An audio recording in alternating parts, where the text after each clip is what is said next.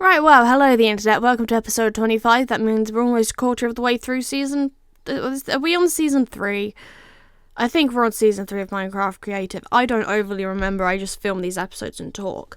So today we are working on the shop front, and we're now back to really fast footage, so... I hope you're ready for that, because there's lots and lots of me working on a build for an hour coming up. So I decided that I wanted to challenge myself to try and do... I'm not really sure how to describe what I'm trying to do here. Build up the fronts of a building first. So that then I don't really know what this episode is other than me just building stuff. So I wanted to use the glazed terracottas because I realised, and I've realised this many times, I just don't use them. I'd watched Fwip's latest video. And bear in mind, I'm recording this on the 11th of May, the night before, and I was building this thing, and I was like, I should try and use glazed terracotta to add some more colours in. So that's what I was doing, and I wanted to do a bunch of, buildings that were attached to each other, because that felt like the logical progression of this town, that as you were coming away from the river, you'd have all of these really kind of close together buildings, if you get what I'm meaning here. Kind of like, oh, we need lots of people to be able to live here, let's cram as many people in as we can. So that's what this project in effect is. So the first building I did was using green and orange because those two colours work together, and I decided, well, therefore it's safest to use those as a start.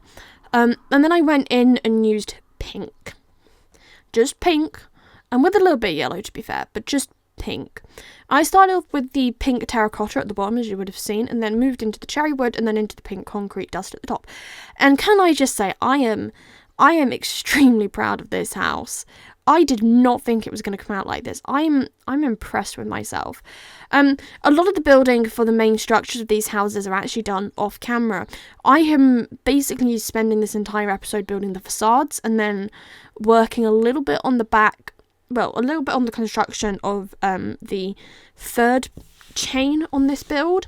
There's then kind of a big gap the other side of the next one, and a completely different style of builds. But I've managed to tie it together by using orange trees, which I think we get to the end of the thing. Because, again, things I'm picking up through watching stuff. Oh, I also had a problem here of the roof just didn't quite work in some way. But I just went with it. I figured it out eventually. Or at least I think I did. Oh, and then I completely messed up the gradient of the house by doing the darker colour right at the top. But actually, I quite like it. It sort of, in my head, makes sense that there might be the darker colour up the top on that little pokey outy window bit that in the final build you can't actually get up into. It just has a lantern up there. I imagine maybe someone would actually just have a ladder and a trap door or something that comes down, like how you get into a loft or an attic, as I think more people call it. I don't know why we call it a loft. Is that something that we do in the UK, or is that just a regional thing that we call it a loft?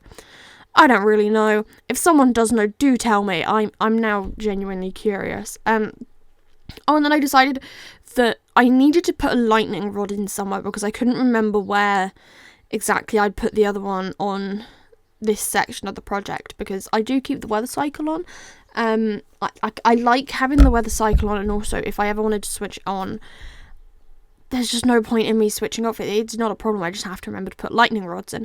So I used it to build an antenna using copper with just kind of the regular orangey one, and then the slightly weathered down version, as well as acacia, and then obviously lightning rod on top.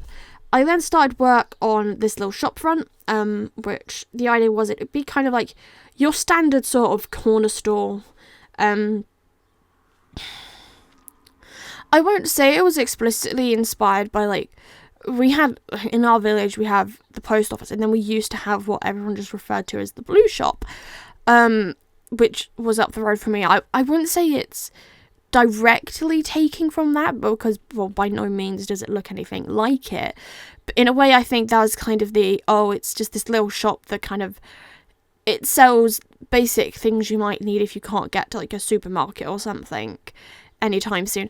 Oh, and the floor. I textured this floor. I'm not really sure why I did the bamboo, looking up the way that I did for some of it, but I used the mosaic as my base block and then went in with the regular bamboo stuff and just kind of broke it up a little so it wasn't continuous mosaic. And then I used dark prismarine for the roof because I thought that colour would look quite nice. I guess in a way that it almost makes it a bit Christmassy because the dark prismarine is basically just dark green. But I really liked building up the gradient on this one, working through the it's that red terracotta, red concrete and red concrete powder. I liked working on that transition. Oh, and then I built this roof bit that just looked really stupid in the end, so I got rid of it because it made the build look wonky and uneven, so it just finishes at the side. It still does look a little wonky and uneven. I think realistically, I should have put like another build next to it, but I didn't. I've built something else there now. But I figured it out with the orange tree. It kind of broke up the side of it and made it look cool, I guess. That's about all I have to say about it. And then I went around and started trying to fill in this little bit of street because if you don't put anything in the street, it's going to look really boring and empty, like no one's actually there.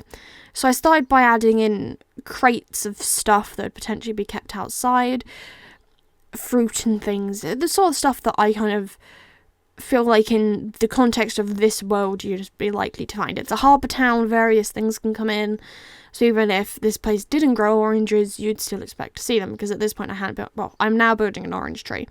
And I did that using the fences and gates in birch and oak. That's the names of those, isn't it? And then using the resin clump and littering it over. I really like these trees. I really also like that we can do this with the resin clumps. I think that was really cool. I'm very glad that I watched so much Minecraft YouTube. I discovered that you could do this because it made it so much easier for me to come up with something to put on the side of the building. I then went in and filled in the interior of the shop, just trying to make it exist as a thing. I kind of wish I had the armor stand mod so I could add like a shopkeeper. But is it realistically an issue? No. It's perfectly fine in my opinion. I went in again and added in barrels of stuff, oranges. What a surprise there. Oh, and candles. I decided it made sense that they'd be selling loads of candles in here because candles can go in lanterns to light those up. And you can just have candles out. I would say it makes sense for them to sell torches too, but you don't have like an inactive torch other than on the redstone ones, and I wasn't using those. Oh, I added a sign that said open because I felt that made sense. But yeah, goodbye the internet.